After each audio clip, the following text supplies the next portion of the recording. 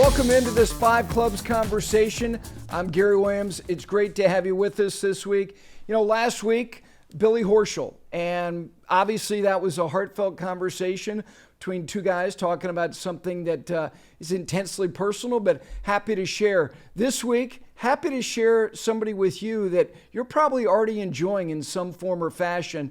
You know, for me, I've been very fortunate over my career to have the chance to talk to a lot of people, and whether it's people who play different games or different sports, or people who cover it, people who write about it, or people who call the games themselves, I'm always curious about their perspective on things, and also what they potentially add to the overall ecosystem of each particular sport they might be playing or covering.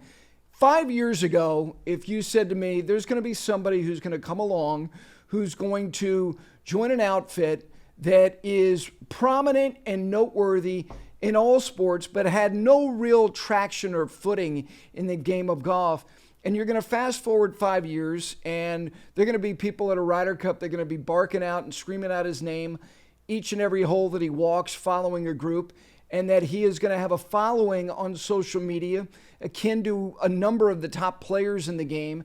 Plus, he is going to provide a platform for those players to share their thoughts on their careers, on their professional lives, on their personal lives, and people are going to be interested. I'd say, you know, that's probably going to be hard sledding, because the game of golf has quite the firewall when it comes to the inclusion of outsiders. And the guy that's going to join me today, I would say that when he was playing college hockey at Harvard, that he was definitely an outsider. And even when he got into golf, and even in some circles still today, he may consider to be an outsider. I'm talking about Riggs from Barstool.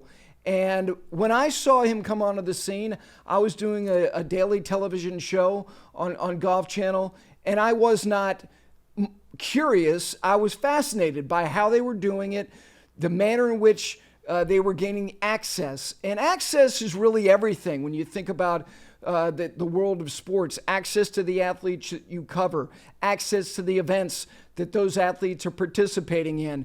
Well, he has not only become somebody who is impactful and worthwhile in the game, he has become a bona fide asset in the game of golf.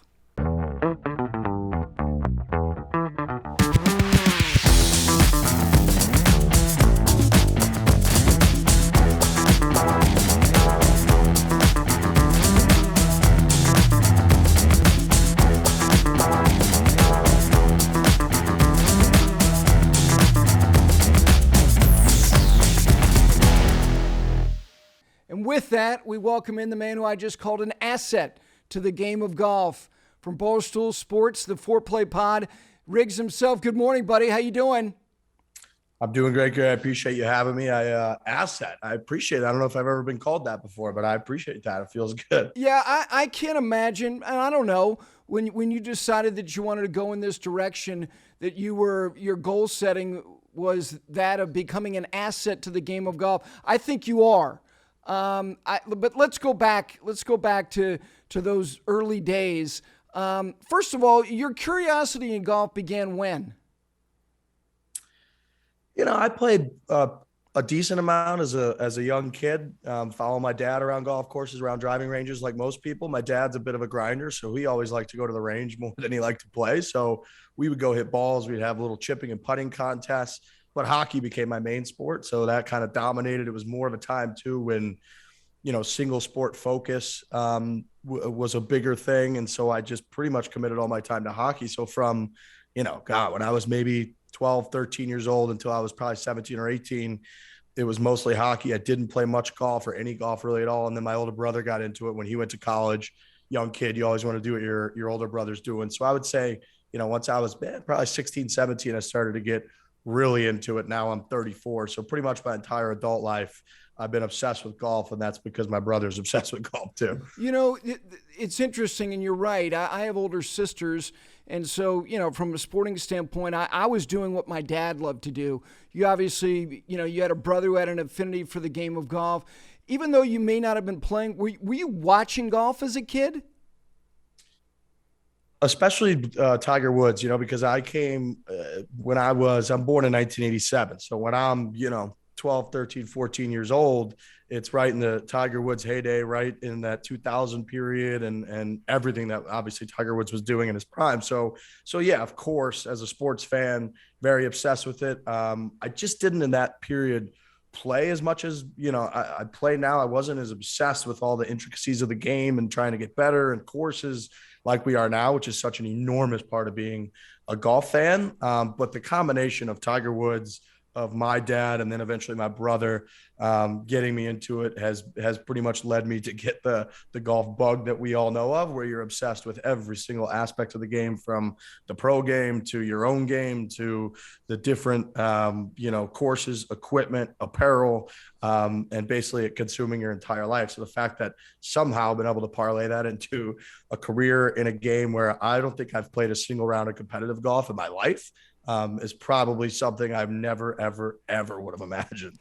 You are, and I think there's a generation, I think you would agree with me, that Tiger spawned. I actually think he spawned multiple generations of golfers. Do you remember how the game was covered, whether that made you more interested? Did the game feel exclusive? Were there challenges for you intellectually that were things that you had to deal with as far as your real interest level and maybe participating? I think that the early on when I really started to get back into it, the biggest barrier to kind of that reentry at the time that I recall was just being bad at the game and how frustrating that was. As again, 16, 17-year-old, hockey was a big part of my life. I was very good at that. School was a big part of my life. I was very good at that. And then I was trying to get into this game, golf, because I'd watched Tiger Woods. I got so excited about the energy level that was around the game of golf, largely because of him. And you'd see him hit these little stingers and have full control on the course and everything that he did. And then to be bad at the game was incredibly frustrating. And so now, if I play rounds of golf with people, but my buddies will still tell stories and laugh about kind of the older version of me where I got really, really frustrated. I demanded a lot out of myself. I was known to, come off the ice sometimes playing hockey. I'd break a stick over the boards if we gave up a poor goal or something, because I demand a lot out of myself. And then you go to this game where, as we all know, a lot of times the harder that you actually try, the worse that you play and the more frustrated that you get. And having this sort of positive, enjoyable attitude tends to lead to better golf. But it took me a few years to fully realize that. And it was a little bit of a evolution of kind of understanding the other important, real, truly important parts of the game, and that nobody on earth really cares at all what you shoot or how well you play, except for yourself in certain instances. And so I would say, right away, that was maybe the only negative in my mind. And we did go play public courses. We never belonged anywhere growing up, but I actually thought that the exclusivity of the game always kind of hung there as a positive to me at the time, because you always were striving towards it. Like if you got to play one of these courses, I grew up in the St. Louis area, a Belle Reve or a Persimmon Woods was a course that we were whispers that a few of our buddies' parents were members out there. And I was always like, man, if we can get invited out there, that would be the best part of the whole summer. What do we got to do? Who do we got to, and so, yes, we were just as happy to go play these $20, $30 courses, get the best deal that you possibly could, play as many holes as you could, play an hour after sunset, and then try to give the cart guys a few bucks because you felt horrible about it, but there's no way you were coming off the golf course. And it was always cool that something hung out there that was more achievable, and that you would have, in theory, if you did everything right and you met the right people and you kept kind of trying to network, that maybe you could get on one of these courses. We always kind of looked at that as such an intriguing part of golf, not as a negative part, but then again, we're also pretty privileged white dudes that lived in Missouri. So it wasn't, for us, that was kind of a cool, achievable thing. But I totally can see how it's not necessarily always considered a positive for everyone, or even for growing the game overall. But for us, we always looked at it that way. How about now? Do you look at it, and I'm guessing you don't, but the fact that you didn't look at it when you were in your adolescence as being, a barrier and a negative, that you looked at it more aspirationally, is that the way you still look at it? Yeah. Definitely. I think so. And I think, we've had a lot of funny conversations in our show about that feeling that you still get when you show up to a really nice private club. And it might be walking on eggshells. It might be you're just trying to look like you don't feel inside, which is that you don't know if you're supposed to be there. You don't know if they can tell that you're not supposed to be there, that you're not usually there. And that's just the feeling that kind of these private clubs have. And again, I think that, for us, we've talked about the Cyprus or an Augusta and how every place can't be like that. Otherwise, golf really won't exist. And it's really cool how golf is over in the UK more so, where it's almost more for everyone. And there's a lot of clubs where our caddies that we had at St. Andrews would go caddy for us on Saturday, and then they invited us to their club that they're members at on Sunday, and we all went and played this place, leaving links, and that's a totally different vibe. It's really important, I think, for golf overall to have more of that. But I think it is in terms of just the intrigue and kind of this, you're always trying to achieve courses. People are trying to play top 100. People are trying to do this or that, whatever those little goals are, where you're trying to play golf as kind of a normal amateur weekend golfer. There are a few places that I sort of hold the viewpoint of like, yeah, they should make me feel like I'm walking on eggshells. Like I get it. And you almost kind of get that butterfly feeling when you're walking around of like, oh boy, this is something a little bit special. And I think that golfers kind of innately chase that feeling a little bit when you arrive at a place, and everywhere does it a little differently. But yeah, I've always kind of viewed it that way.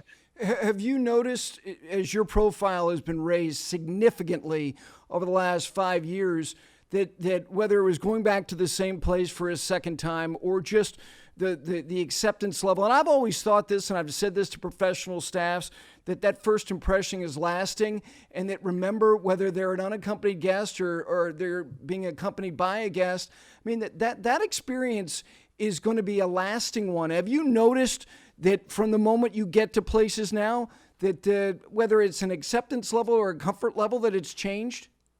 Yeah, I think so. I definitely think so. I think, our status in the game of golf has probably changed that. It's and not even necessarily with throughout entire golf clubs, but if we show up somewhere, right, our kind of people, the common man, the common woman are usually the people that greet you, that take your bag, that are the staff that kind of make the places go. And so there's always a good chance that some of them are going to know who we are. So that helps. And then I would also say that I think it's kind of the evolution, the progression that's been going on in our country as a whole, but especially in golf, where it is moving towards people understanding that it's about having fun. It's about inclusion, not exclusion. You shouldn't feel with golf, like you're not supposed to be somewhere. If anybody feels like that, outside of just the club holding a little bit of prestige, like I said earlier, there always will be a few that do that. I think that's kind of cool, but for other reasons, if anyone ever feels that,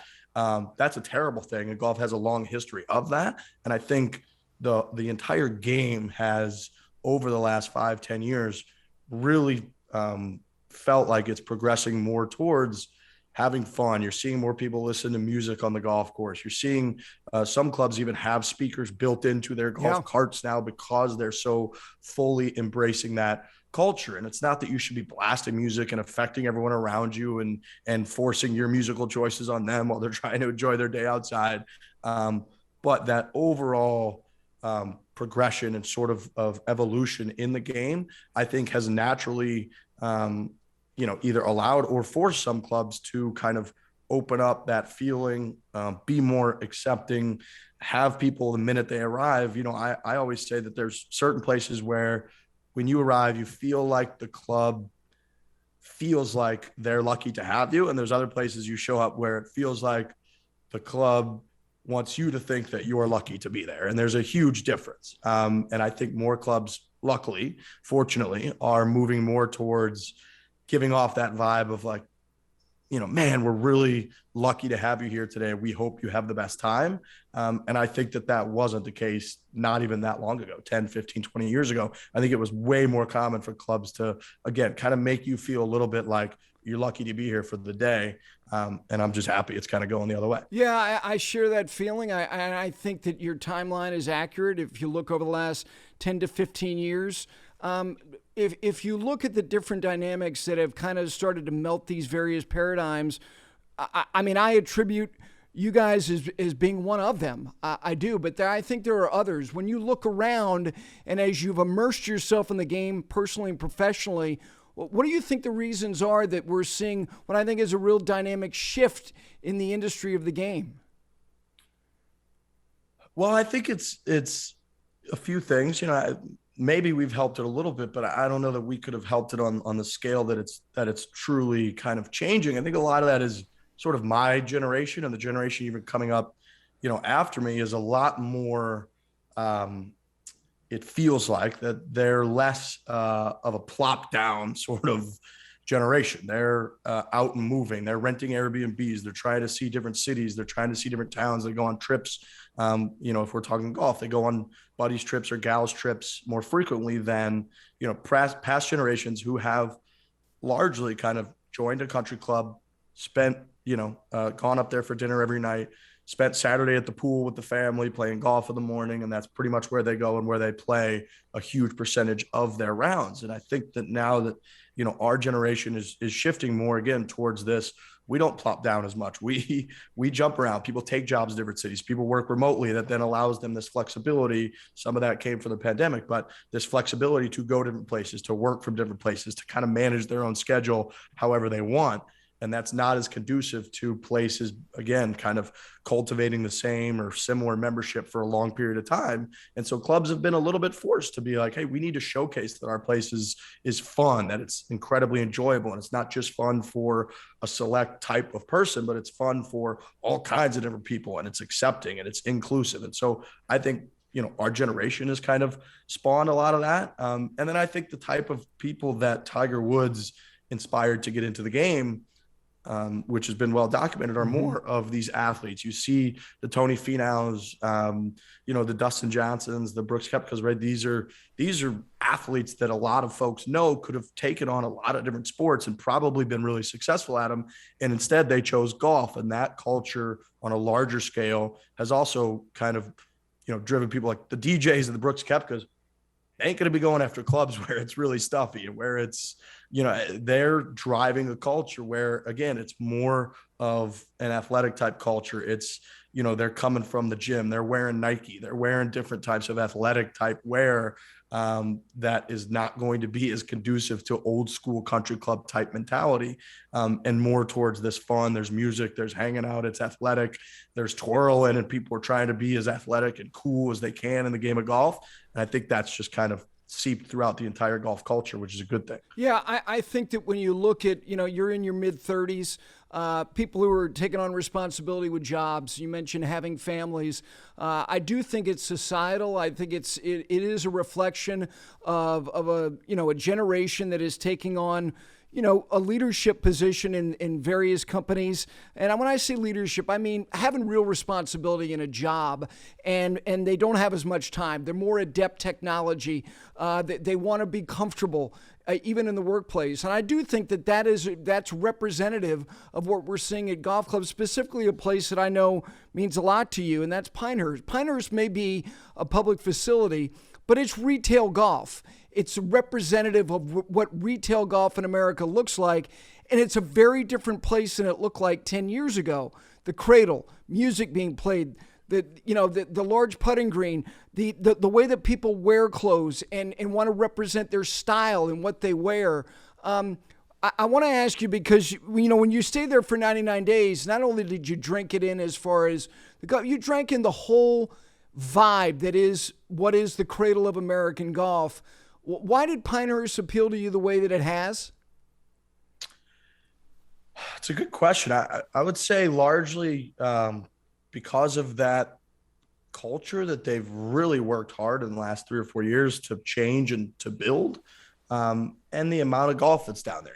I moved to Scottsdale recently, and I've said, when people ask me, I think North Carolina and I think the Phoenix Scottsdale area, if you're a public golfer, are the two best places in the country to play golf because of several different factors. Largely, there's so many options, and it's a lot of really, really good golf. Being from St. Louis, if you're wealthy and you can join a really nice club, you're going to be able to play good golf in any city in the country. It doesn't matter. If you're more of a weekend public golfer without those types of means, a lot of places there aren't great public options. If you live in New York, if you live in Manhattan, you got to drive an hour, hour and a half, take a train, you got to fight traffic just to get to a decent course. Bethpage is your best option. It's probably an hour and 15 minutes away. Bethpage is great, but for a normal person trying to work a schedule, trying to, have a family, have a job, it's not very feasible. And there's very few places in the country where it is. And we, again, could talk about Long Island golf. You could talk about Monterey golf, but if you're just playing public golf, you're going to spend an enormous amount of money. There's only a few courses. You need to stay at the resorts to play the best courses. In North Carolina, there is endless, fantastic golf. And even if you don't stay at Pinehurst, Mid Pines, Pine Needles, Southern Pines, it just got redone, Tobacco Road, Mid-South, Talamore, all of these places are within 10 minutes of each other, and they're all fantastic courses. Pine Needles hosting another U.S. Women's Open next year, and you can go play it for a very reasonable price and get a tee time, pretty easily. So that was a big draw for me, how much golf there was down there. Having spent 9 years in the Boston area, I loved Donald Ross. I hadn't spent a ton of time down at Pinehurst, so pandemic was kind of hitting, the quarantine, the shutdown was happening. I was not going to be the kind of person that's going to be stuck in Manhattan while the whole world shut down. So I just got out of there, and Pinehurst seemed like a pretty good option. But I do think, and Tom Pashley himself, the president of Pinehurst, who I know and I know extremely well now, he's spoken a lot about when he and I, have dinner, have a conversation about it. He says, if Pinehurst was what it was 4 or 5, 10 years ago, however long it was, he's like, I don't think you would have done the quarantine, at Pinehurst. And if you did, it wouldn't have been what it was. You might have been bored or left after, a pretty short period of time. And I think that Pinehurst is such a good example of encompassing everything that we're talking about, of having kind of the bold foresight to evolve that resort while still maintaining what makes Pinehurst really special, right? Like Pinehurst doesn't have an ocean. It doesn't have mountains. It has history, and it has fantastic fundamental golf, which is number 2, number 4. But even, that core characteristic, how fundamentally sound and fantastic and playable yet challenging their golf courses are, they still changed both of their top 2 courses in the last decade. They had Court Crenshaw come in and completely change the face of Pinehurst number 2. They took Pinehurst number 4 and completely redid it with Gil Hanse. And they took a few holes in the front of, I think it was courses 1 and 3, and blew them up to create a golf course that's 9 holes with speakers in the trees that you can hear from the 13th green on Pinehurst number 2. I mean, that is a bold series of moves for, a place that's 125, 30 years old to make those moves. And they paid off, and they paid off in such a way that you're seeing, Pebble Beach just built a par 3 course and built a large scale putting green to kind of hook the main area around Pebble Beach and the shops to their driving range. And they connected it with a par 3 course and a new pavilion with a patio and drinks and a putting course. So you're seeing people, clubs, resorts sort of follow that model of, wow, we have to have a little bit more of a dynamic, fun, overall environment, take ourselves a little bit less seriously to draw, this younger generation to our resort. And places that weren't doing that felt like they were left behind. I think Pebble Beach was one of them a little bit, where, don't get me wrong, Pebble Beach still getting, $2,000 every 10 minutes on their tee sheet. But I think that they saw, we don't want to get left behind. And so Pinehurst is a really good example of having that foresight, having made the bold decisions, and it's paying off there. You can't get a tee time there probably for the rest of the year. You really can't, find booking in their hotels. They're looking into building new hotels because the demand is so high. So they've done an incredible job. Anybody that's been there, they understand that you can get that history. You can have this incredibly fun experience.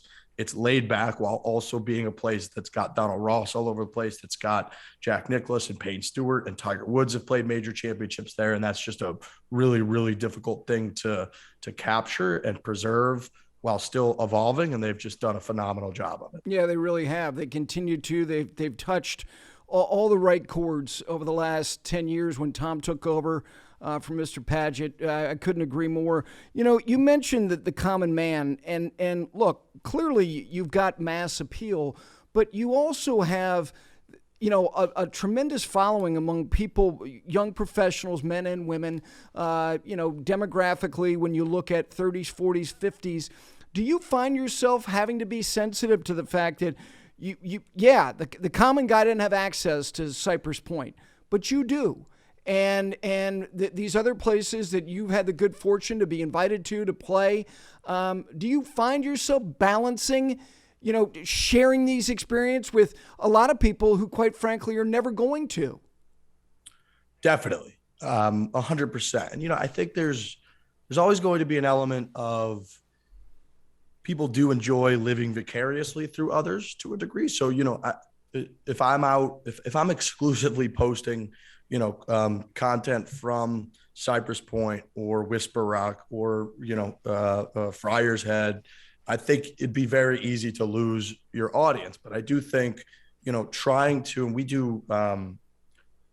we try to do dynamic kind of publication of content, right? Where, you know, when we went to Northern Michigan for our travel series, we went to Forest Dunes, which is incredible. And we experienced the Loop and we experienced Forest Dunes. And then we went to a place called Bailey Farms where you could play for, you know, under $100. That's sort of the hidden gem up near Traverse City.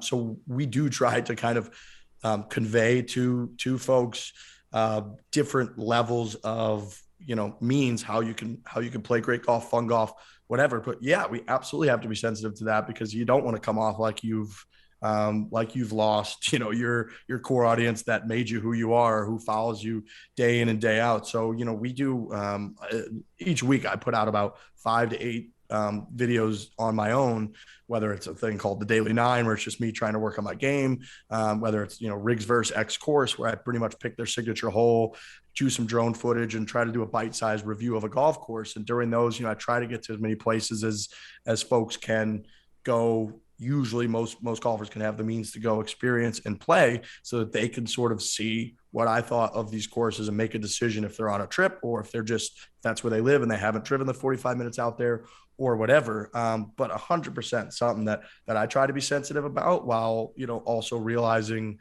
that it's an opportunity. It's an opportunity to kind of tell people on our podcast or through video, whatever that medium might be, what it was like to do X, Y, or Z, because, you know, even if everybody can't get on Cypress, which newsflash, they can't, you know, they can have a similar experience in their hometown with whatever club it might be that is sort of their white whale that, again, it might not be a Cypress, but if it's this, you know, top 15 private club in your home city, and you know that, you know, 3 Saturdays from now, your boss was able to get you out there and they can relate to me talking about walking up to the 15th and 16th tees at Cypress and be like, I felt like that on this par 3 at my home course where, you know, I was so nervous. I've been thinking about this shot for 2 months straight. And again, it might not be Cypress, but people have those types of experiences and can relate to them.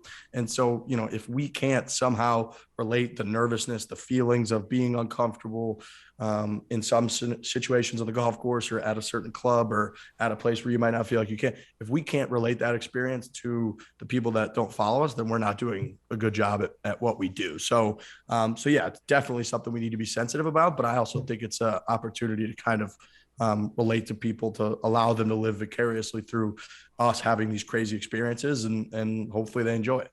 Well, why do you think, and with, I haven't come across anybody player-wise that doesn't feel some type of, you know, reception between you guys and them. And there are certain guys like Kevin Kisner in particular who you have a kinship with that is bona fide beyond just, you know, doing a 30-minute interview with. Why do you think all these tour players, all of them, have been so receptive to you guys? It's a good question. You know, I think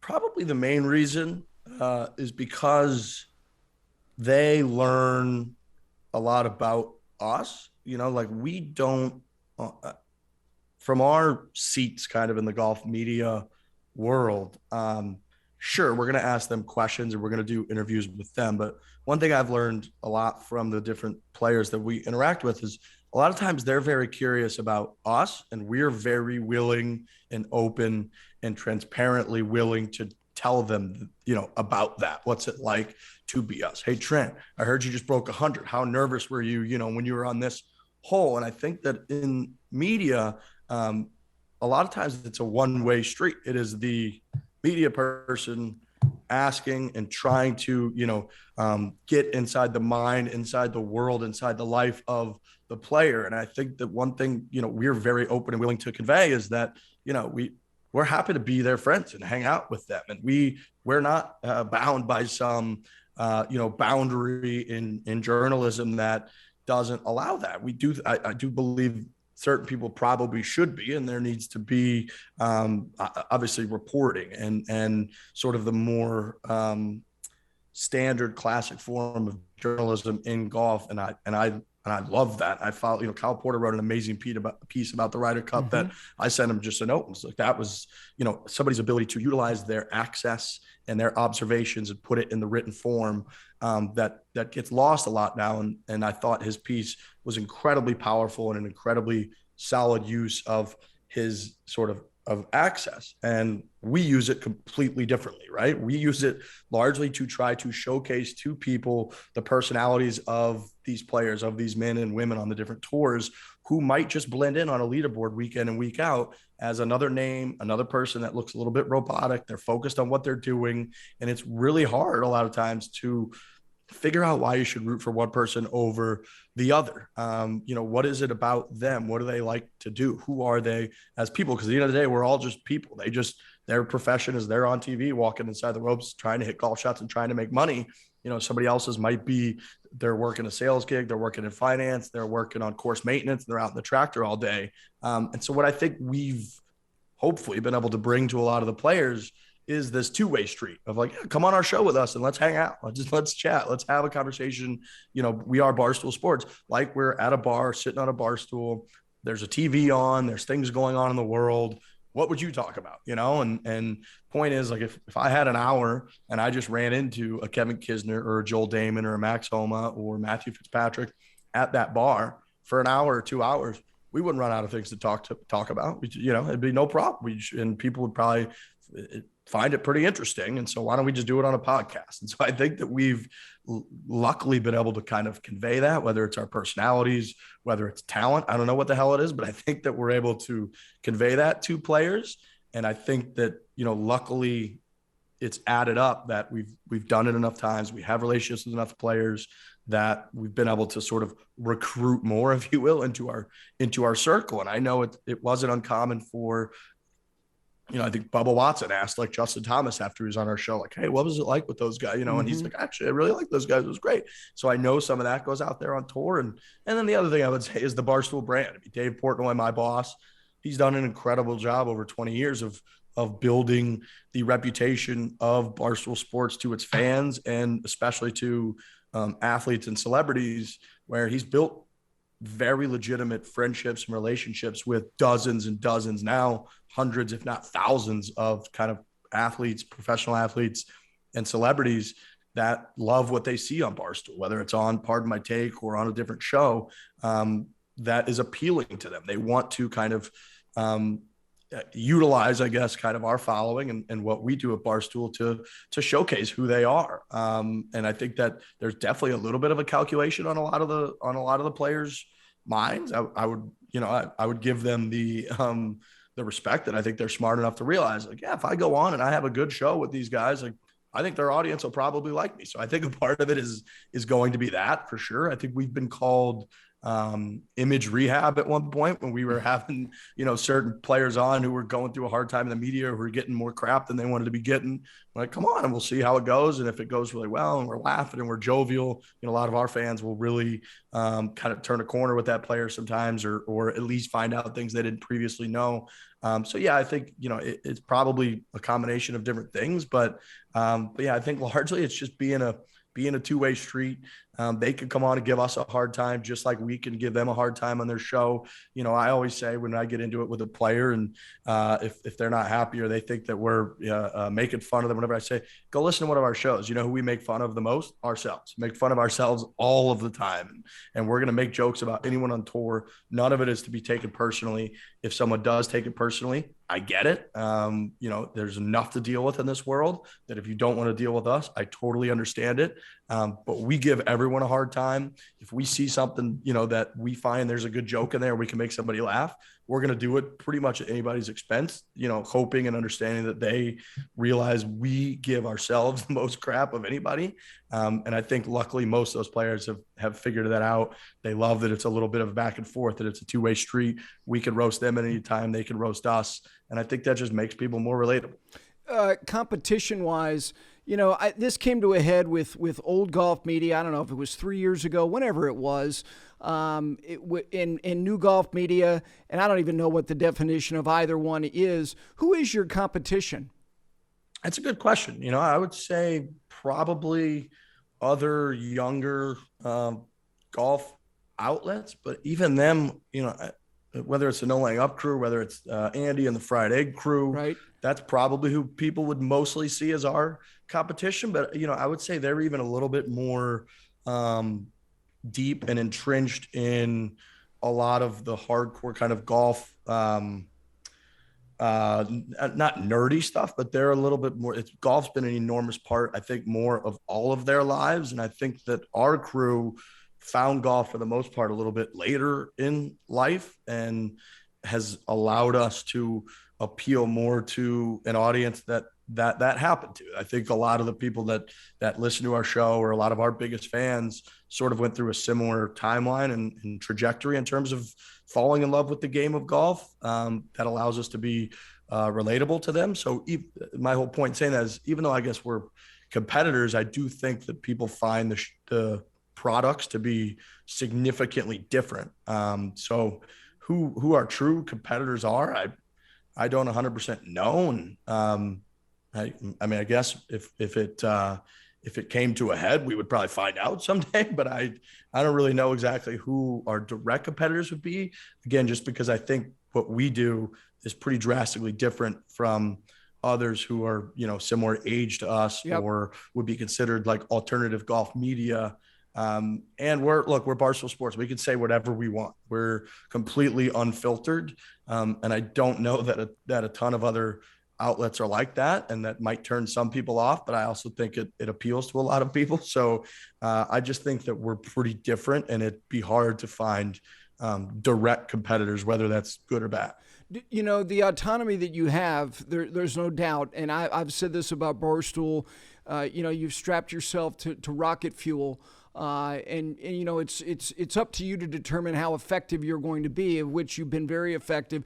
Have you sensed in your own mind, which is a good one, that your autonomy, just simply because of access, USGA, PGA of America, the PGA Tour, these entities have given you bona fide access to covering these events. Have you felt that you've compromised anything in the last couple of years? I would say we try not to. But it depends, on the situation, right? Like, I think naturally, I'm a bit of a pleaser. So like, I just like to please people. So I imagine that has probably played in at times to whether it's access, or whether it's not going as hard at somebody as maybe we otherwise, would. I imagine that's played in at some point, but a lot of it too is probably because of those relationships that, we've built, where things do change. I mean, we got banned from the PGA Tour for a year or two because of our first incident on site where, we were asked to take a video down. We didn't like that. We told that story. We called the PGA Tour some names for that. Then they called and asked us, said that they would never work with us again because of what we said. And then we told that story and said, now they're really X, Y, and Z. So, and then, a few months ago at the Northern Trust, we had amazing access up in one of the towers and driving range access and whatnot. So, I think a lot of it is relationship based. And one thing that I've learned is that everything is relationship based. Everything is based on people, whether it's a PGA Tour player, that player has a family and a caddy and a coach who depend on that person and their success. And you're affecting all of those lives when you say certain things. So yeah, we're just normal people with emotions and relationships that's probably going to affect. We would love for it not to, but then again, we're not also on some divine, incredibly important mission where we can't compromise X, Y, or Z. We're a golf podcast. So at the end of the day, if people, get upset about that, then there's times where I could see it, where I could see a reasonable person would have that thought, and we're happy to go back and forth, happy to debate it. That's largely what we do. But at the end of the day, when people do get upset or do kind of try to criticize about a certain thing, it's a golf podcast, and we do golf YouTube videos, and we're talking about a golf tournament. And that's the more important thing is sort of the actual people and their feelings and their lives and being in a good, healthy place, physically, mentally, all that. Like, that stuff's more important than getting into a back and forth about really stupid stuff in the golf world. And, another thing, like the Barstool, the rocket ship and the autonomy and us being different, and me really thinking that I don't know if we have any direct competitors, is that, being part of Barstool Sports, we all got hired at Barstool Sports, the four of us that do our show, to do something differently than we currently do. And we do other things. I mean, Trent Ryan, he's on one of our top, pop entertainment show called Chicks in the Office with Fran and Rhea, and he does Bachelor recaps and he tweets about the Bachelor. I mean, he had bras thrown at him on stage last Thursday and Friday night in Boston doing a live show because he talks about The Bachelor. Frankie Borelli is a drummer in a fake pop band that sells out theaters across the country. And he films pizza reviews all the time for one of the most famous people in all of sports media, who does pizza reviews. Frankie had his name on a NASCAR. It said, like, "All right, Frankie" is on a literal NASCAR that drove around the track. So, I did an interview in the White House last year when the pandemic hit, with the chief of staff of the vice president of the United States. So, like, we all do different things. And yeah, we've now kind of narrowed our focus more on golf. But what sets us apart is that we are part of kind of this controlled chaos that is Barstool Sports, where we do a lot of different stuff to try to keep people entertained and to try to, hopefully make people laugh, right? That's kind of our main ethos, is if we can just get people to laugh and kind of enjoy their day and take themselves a little bit less seriously, then we're successful. We've just sort of narrowed that focus on our favorite thing in the world, which is golf. And so here we are. But I think, again, that's another big part of what makes us pretty different. When you did the Let Them Play event, which, for those folks unfamiliar, the NCAA women's golf tournament, there was a regional site that they canceled the event because the conditions of the golf course, according to the people who were running that sectional qualifier, was not fit for tournament play. You jumped in there. You knew it wasn't going to be for people to advance to the NCAA championships, but you wanted to give them, these women, an opportunity to play. Two things. A lot of people, when you do anything that seems to be benevolent, they think you're trying to curry favor. And I don't even know what that means necessarily. And then two, did something inside you as a college athlete who played a non-revenue producing sport, who played in relative anonymity, alongside guys that you'd live and die for to this day, did that touch you, first of all? And secondly, were you trying to curry favor in any way? Well, look, what I would answer to that is, anytime people get positive PR, it's probably because they're doing something positive. Right. That's really pretty much that simple. I cried at the opening speech when we welcomed, I think we had nearly 50 girls out of the 70 or 80 that were supposed to play in regionals.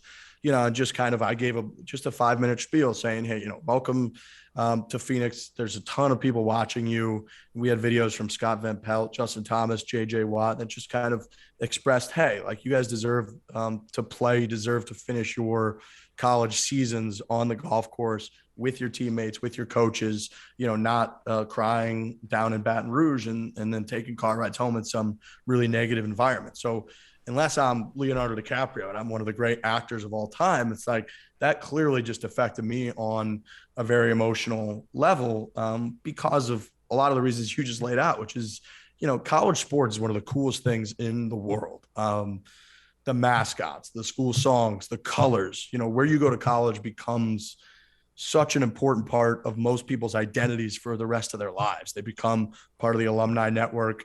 They're wearing sweaters and winter hats and gear, and they're texting their friends all the time about how the football team's doing or how the golf program's doing or whatever sport they may be into. And so you only get those 4 or 5 years if you're a COVID senior, however long it might be, where those memories that you then cherish literally forever, to the point where they drive you to do all those things I just mentioned.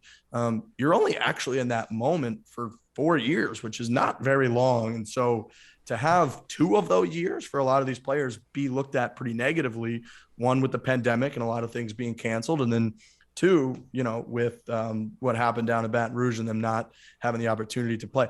It just struck me, and it struck clearly because it went so viral. It struck millions of people the wrong way. And so we, instead of just tweeting about it, it's very similar to what happened with the Barstool Fund, where, Dave and Barstool Sports has raised over $40 million for small businesses, largely restaurants and whatnot, that haven't been allowed to be open. Instead of just tweeting about stuff and being upset about stuff, we sort of looked at it and we're like, I think actually, if anybody could do something about this, I think it's us. So I got the blessing from Dave Portnoy, from Erica Nardini, who's our CEO. And once that happened, we have a team in place that puts on, this year we put on 27 golf tournaments across the country. So we know what we're doing. We had the following week open. A bunch of people on my staff that work with me were supposed to have the week pretty much off. Every one of them was like, I'm in. Let's go to Phoenix. I live, obviously, Phoenix, Scottsdale area. Let's find a golf course. Let's make it happen. And that meant a lot to us. We were on Zoom calls with many of the young women from different teams who were incredibly curious, inquisitive. They wanted to know if we were in it for, the right reasons, why we were doing it. And they bounced a bunch of stuff off of us in terms of, what is this really all about? And ultimately we were able to convince the vast majority of them to come to our event. There were just a lot of tears. There was a lot of excitement. There were parents and family members that showed up, that traveled out there, that were, hugging us and our staff and thanking us for everything that they did. And anytime, you can work towards something that genuinely affects people in a positive way, then it almost makes every other thing you ever work towards seem like the biggest waste of time in the world. And I had Lisa Litvak, who's our head of live events at Barstool Sports, who works in all these events with me. She just sent me a note at one point. She was just like, I've been doing events for 25 years. She's like, this is the most fulfilling thing I've ever worked on. And it's not even close. So for us, we don't give a shit what other people said. Like that whole crew that was there, that experienced it. And I think a lot of people witnessed it through the internet, through the content we were able to put out. Kind of, they thought it was awesome too. But as long as those girls had a great time, which they did, as long as it was meaningful, then it was totally worth it for us. So yeah, I mean, in the almost 6 years I've been at Barstool Sports, nothing's even close to just how cool and powerful and fun that weekend was. Like watching these girls play golf, watching women's college golf up close. Like I haven't paid enough attention to that level of golf ever, not even close. I'd seen almost no shots, and seeing how good they were was like, oh shit. And how cool they were. Like the Mississippi State girls were, jumping into each other and giving each other high fives after good tee shots. And you're just like, this is real college sports. A few of the teams showed up on private jets. I think Mississippi State, I know, showed up on their jet. Their AD said, if you guys get approval from the NCAA, you can take the jet out there. So just having all that go on for us was the coolest thing probably I'll ever do at Barstool Sports. Well, the fact that you got the waiver from the NCAA is one of the great Hail Marys. To do it in the amount of time you did it in is remarkable. And I thought it was fabulous for the game of golf, and obviously specifically women's golf. Two more before I let you jump. Tiger, I know you were probably the first one to see the photo of him watching Charlie at that junior event the other day. Nobody has been more bullish with the belief that he will be back and he will play at the highest level. How vital is it? We don't know whether he will or he won't, that he play again?